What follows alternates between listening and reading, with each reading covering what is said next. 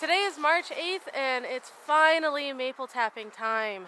We have waited so long this year. I think we're going to have a short season.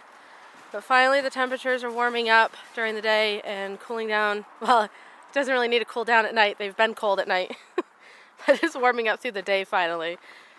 So right now I'm looking for last year's tap site to make sure that we're tapping in a different area than we did last year. That way the tree can heal, right? So right from now each time.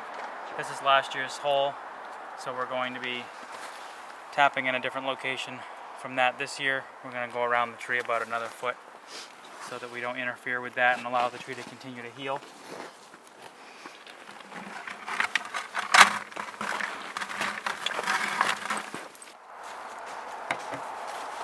Just getting the tubing ready in the buckets.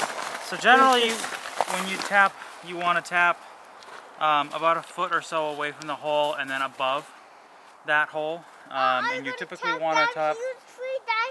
We are, pal. You want to typically tap on the south side because it gets the most warmth. We're not going to be. We're not tapping it down. We're not tapping it down. We're tapping it to get the sap out. Remember? You gonna come over and help us? It's not gonna fall down. Come here. So we're going to drill the hole. So the original hole's over there. We're going to come over this side and go above it. I've got a line drawn on my bit to 1.5 inches so that the depth of the hole will only be 1.5 inches deep. And I do it at a slight angle to allow gravity to take its course. Do you want to do the rest, pal? Yeah. You couldn't? Oh, yes, you Come can. over here. Come You over can here do by it. me. Can you come over this way? Here, I'll help you. You do it. Okay, now try it. Now try it. Was it logged? He hit the lock. Oh, there you Keep go. going. All the way down. Keep going. All the way down, fella. Push all the way down the button. All right, let's just clean it out a little bit. There, you got the hammer, right? Okay. You gonna bring it down? And we're already getting some sap flowing in there.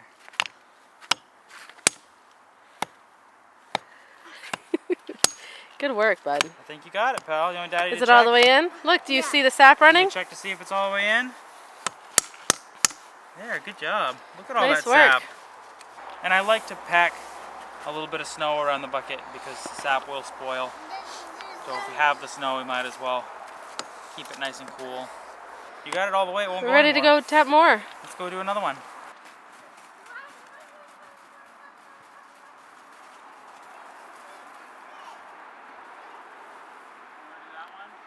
We've got two trees that are actually close in proximity to each other.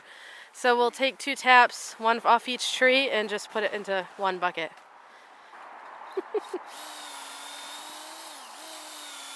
So this is a spile, and the spile will go into the tree. This one's angled at a 90. It's all plastic, but these are going to just go in until it's just barely tight, and you can actually see the sap running down from the tap now. Go ahead and hit it, pal.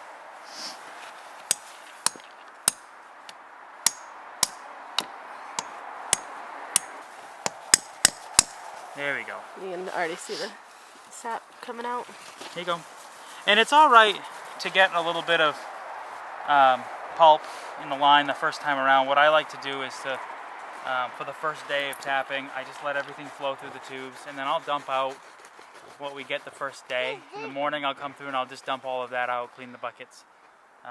That just makes sure that even though I did clean the lines with a 10% bleach solution, it makes Last sure that year. last year, Yep. that it does make sure that everything is just flushed out and clean. We're also just one day away from these 2 girls' due dates. So they're now in the stall for their birthing pen. We've separated them so that way they each have their own space. We've got Faye and Thelma. They're due tomorrow, March 9th. We'll see if that actually anything happens tomorrow. I think things might be going a little bit late. Hey, sweetie. What I've been doing is checking her tail. check for the ligaments. They're both, well, she's loosening up actually quite a bit. Even from this morning. This morning she was much tighter. They have two ligaments that run right down at the back of their tail. Once they're about ready to have their kids, those ligaments will be pretty much gone. Other signs is that their udders are getting full and look kind of shiny, especially around the teats. Faye's udder is still kind of small right now, so I'm still I'm not sure what's going to happen. This will be our third time kidding out, but the first time on our farm.